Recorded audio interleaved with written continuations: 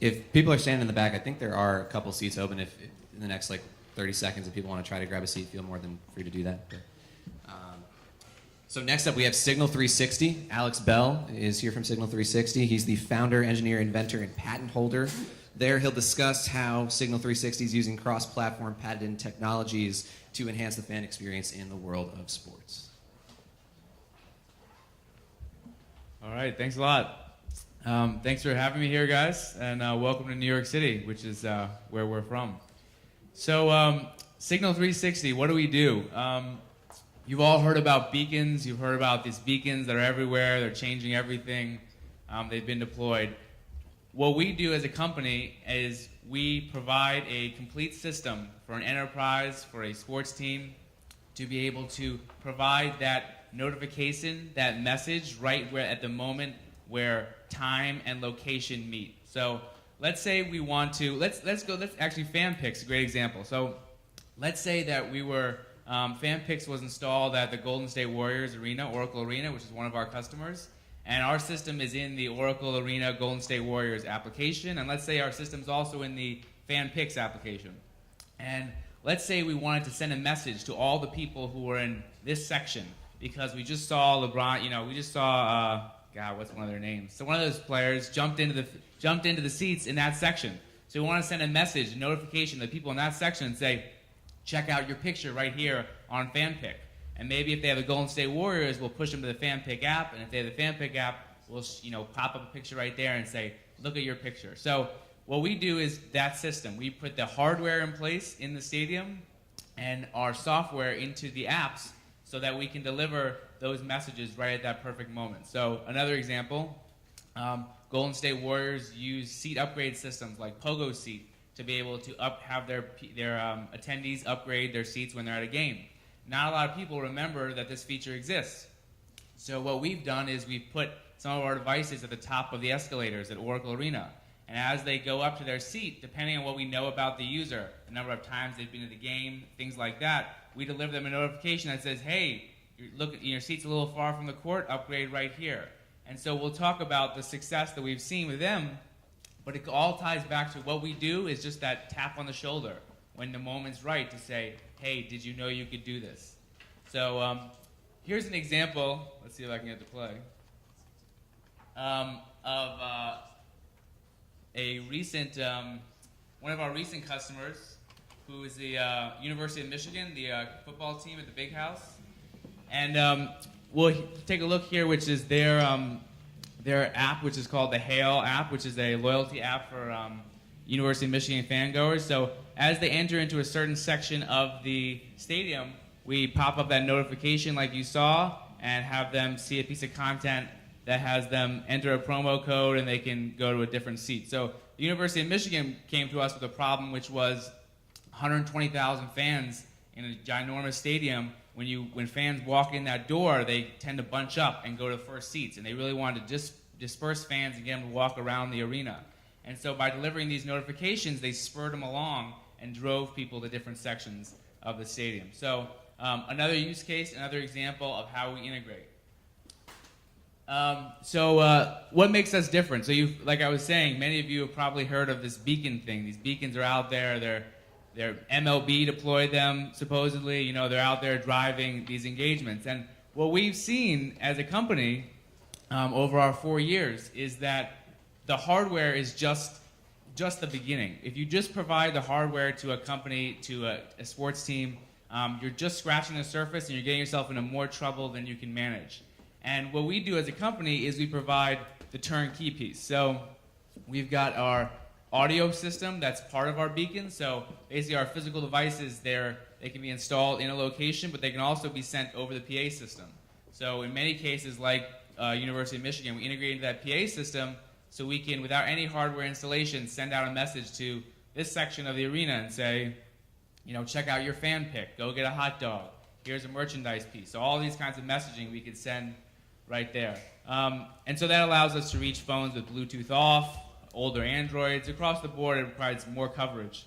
And the most important thing is that platform, because if we're sending the same thing every time you walk into Oracle Arena, you get the same message every time, upgrade your seat or get a hot dog, that's cool the first 2 times, and then it's like, well, that was stupid, and let's turn that off. So one of the pieces that's really important for us is to integrate into those CRM systems and also learn on our own how many times a user visits the stadium, where he goes in the stadium. So that way we can, in our platform, change the messaging so it's more of a story that you're telling with the person. So first time they get a message, next 2 times they get nothing, third time it's welcome back and Budweiser has this promotion and things like that. So the platform is really important because otherwise, if it's just the hardware, it doesn't provide enough. It doesn't go the entire distance to make it real for a sports team. So yes, I talked about a bunch of different examples, but my favorite is the Golden State Warriors because they're a fantastic team and a fantastic organization. So we have some interesting pieces up here, some of the things that they've done and seen great success in. First off is the ticket, like I said, and they saw somewhere in here a 69% increase in ticket upgrades through the app when they deployed this system. Next season, we're going to do a whole more stuff with ticket upgrades. We should see even better numbers. Another interesting piece also is sponsorship. Teams make a huge amount of money and can make more money based on sponsorship. And we were talking about the Jumbotron's full. All the areas are blocked out. There's no more dollars we can push through there. And the Golden State Warriors have been smart about this and use their mobile platform as one of those pieces. So people like Jamba Juice and Adidas, who are their sponsors, have used the system in stadium and interestingly enough, outside of the stadium. So they took some of the devices and went to downtown San Francisco and put them in the Adidas store. So if you walked in with a Golden State app, it said, we have a Stephon Curry jersey that's half off for Golden State Warriors fans and stuff like that. So they took the sponsorship and brought it outside of the arena and monetized Golden State Warriors properties outside. So there's a huge sponsorship aspect that is an interesting thing that the Warriors have done. I think that's pretty good. So what else? So what other things do I want to leave you with? So I think one of the other pieces that I wanted to touch on, and I did not come from sports. I've been in the sports game now for only a year. And the majority of our business that we do is in retail environments, in stores. But what I've learned from sports is that a bunch of really smart people who are really enthusiastic about their job, but also have unbelievable pressures on their time. And they're trying to do a million different things, and they have a season coming up, and there's always the next crisis.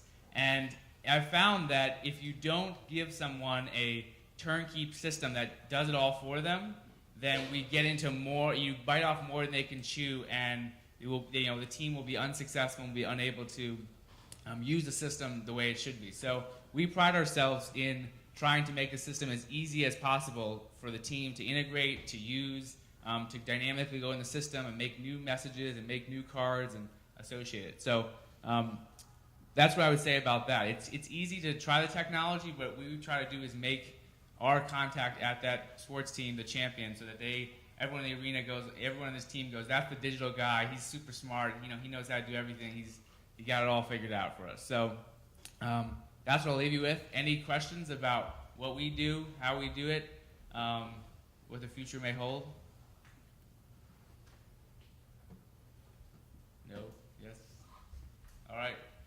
How do you guys decide what's the right number of notifications to send out per game? Good question. So in our system, you can set a specific hard number that you want as the ceiling. And in retail, it's usually much less. So maybe it's one message per week that they visit a store. But in the Oracle Arena, we usually do it based on region in the area. So maybe people in concession stand only get one concession message per game, but they could get multiple fan experience messages. It's all configurable, and one of the pieces we're rolling out now is our first kind of learning algorithm. So depending on how many times you interact with the notification, you either get more messages, or how many times you don't interact, you'll get less messages. So we found that obviously some people like it and interact, and some people are not interested in that. So learning from that is important. What else? Any other questions? I could ask some questions of myself. What about internet? Isn't internet a problem? You're in these ginormous arenas. Doesn't it need internet? Isn't it all going to fall apart because my arena is like really old. We have this, it's owned by AEG, but we don't have this rights, and et cetera, et cetera, et cetera. And so you're right, that's a challenge. And University of Michigan is a great example. They have 120,000 people. It's, I think, the third largest stadium in the world.